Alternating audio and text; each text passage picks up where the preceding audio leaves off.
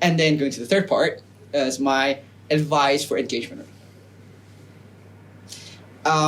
I'll throw in a bit of my own philosophy here, because I think engagement is something very sacred. Engagement is a commitment, and therefore it's a communication between you and your partner.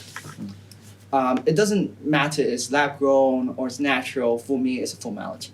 It's a commitment that you tell your partner that, you know what, it's time for us to move on and start planning a bit more serious. And therefore, for me, the ring is more of a symbolic rather than the price or the nature of it.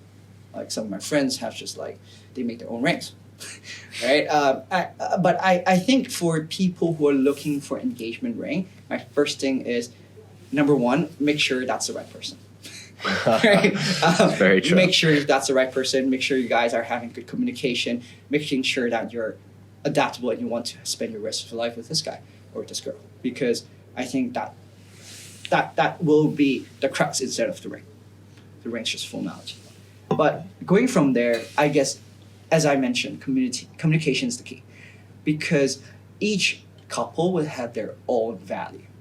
Some will say, I want natural diamonds. Some will say, I'm lab grown. Some will think that I should want to spend more money on the diamond and less on honeymoon or other stuff, right? I want an amazing wedding. I don't want to buy a house. Or I don't need an amazing ring, but I want to have a flat or something according to that. Because life is always choices, right? Life is not infinite resources, and you need to allocate your resources accordingly. I mean, obviously, if you're not having a very serious planning of your life, then obviously you can spend whatever money and wreck your life with debt, but that's not what advised.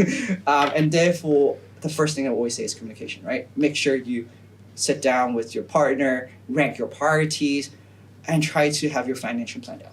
Because at the end of the day, this is just a step for you to go to the next step. And if you're still boyfriend and girlfriend, you're kind of like, oh, we're financially independent. But honestly speaking, once you got married, whatever debt the guy racked up, it will still come back to you. So don't think that, oh, the more money he spends, the better it is, blah, blah, blah. But I mean, at the end of the day, having a very grand ring means that you guys have to set back for 3-5 years for your plans. Is it really worth it? So that aside, engagement rings. So for engagement rings, I think the first thing is communicate with your partner. Are they okay with that one? As I said, the reason why I blah about those is because we want to make sure that your partner is aligned with you in terms of how your family is planning financially. If your partner thinks that having a lab grown means that I could release financial resources to achieve other goals that I want, then I say, yes, definitely, go for the lab grown. If you haven't had this conversation, please have the conversation before considering getting engaged. Right? Because I think this is a very important thing.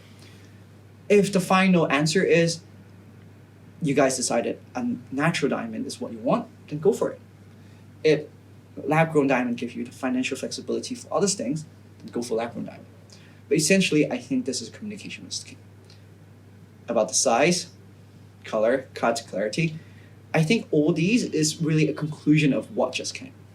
As I told you how I would have ranked a diamond, maybe someone would have ranked it differently. And therefore, I think it's really up to your partner. And therefore, going back, it's really just having this open communication with your partner and making sure that she is getting what she wants. Because hopefully that will only happen once in her life and you want to make it right.